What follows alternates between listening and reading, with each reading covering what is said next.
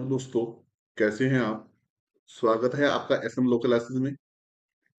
जैसा कि आप जानते हैं, 22 मार्च 2026 को यूपी एपीओ का प्रीलिम्स का एग्जाम होना है।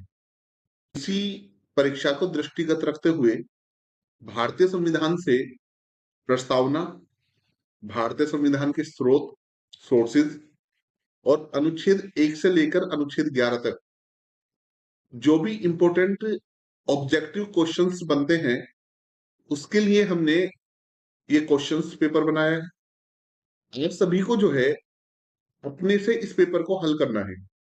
नेक्स्ट वीडियो में ये जितने भी क्वेश्चंस हैं, इनके आंसर की दी जाएगी। तो शुरू करते हैं आज की वीडियो को। पहला क्वेश्चन है हमारा कि भारतीय संविधान की उद्देशिका, प्रियम्बल की भाषा किस देश के संविधान से प्रेरित है। यानी कि जो प्रस्तावना है भारतीय संविधान की, उसमें जो भाषा का प्रयोग हुआ है, ये भाषा कौन से देश के संविधान से प्रेरित है। इसका ऑप्शन के ऑस्ट्रेलिया, अमेरिका, आयरलैंड, अमेरिका। यानी कि the language of the preamble of the Indian constitution is inspired from the constitution of which country. Australia, America, Ireland, Germany.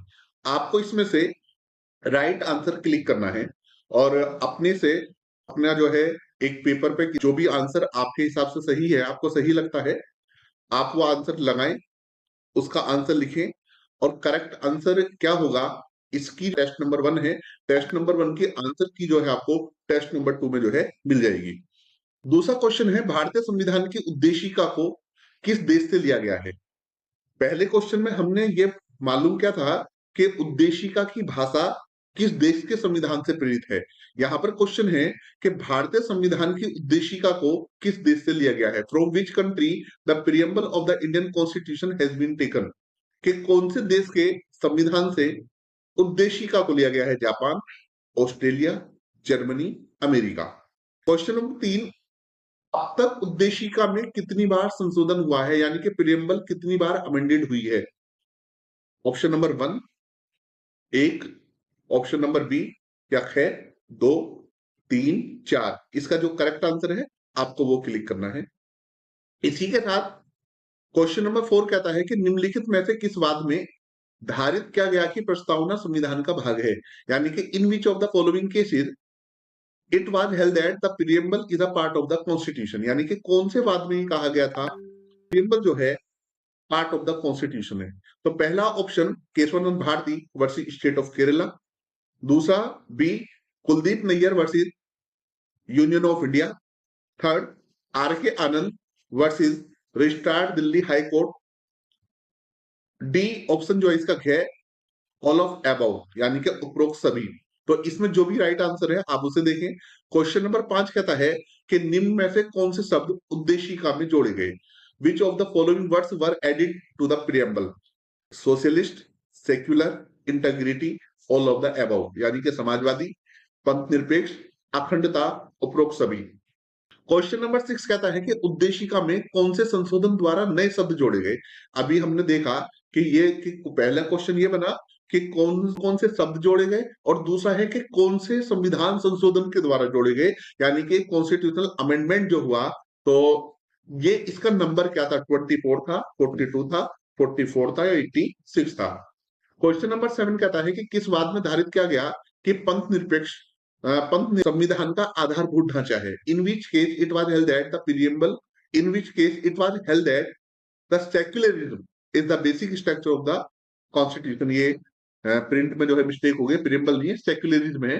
तो S R Bommai versus union of India, re Berubari case, Aruna Roy बनाम Union of India, या all of the none of the above, उपरोक्त में से कोई नहीं। इसके बाद आता है प्रीवी पर्सवाद के नाम से प्रसिद्ध है। यानी कि इनमें से कौन से केस को प्रीसी पर्सवाद केस कहा जाता है। ऑप्शन नंबर ए है Madhavrao Scindia versus union of India, Golaknath versus state of Punjab. Third है Sajjan Singh versus state of Rajasthan. D है Keshavananda Bharati versus state of Kerala. जो भी राइट आंसर है आप उससे जो है क्लिक करें। क्वेश्चन नंबर 9 कहता है नए राज्यों का प्रवेश से स्थापना के विषय में प्रावधान किया गया है। आर्टिकल 2 में, आर्टिकल 3 में, आर्टिकल 4 में या आर्टिकल 1 में। कि provision had been made regarding the admission or establishment of new states.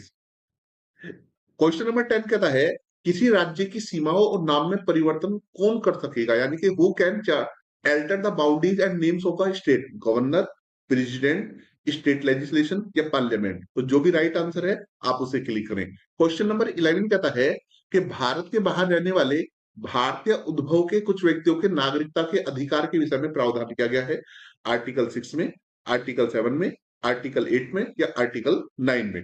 इसी के साथ क्वेश्चन नंबर 12 ये कहता है कि किस अनुच्छेद में प्रावधान किया गया है कि विदेशी राज्य की नागरिकता स्वेच्छा से अर्जित करने वाले व्यक्तियों का नागरिक ना होना, यानी कि which article provide that the citizenship of a foreign state voluntarily acquiring person of non citizen, यानी कि अगर जो कोई भी भारतीय नागरिक है और वो अपनी मर्जी से किसी विदेश की नागरिकता ग्रहण करता है तो वो भारत का नागरिक नहीं होगा। इसके रिगार्डिंग प्रावधान कौन से आर्टिकल में किया गया है।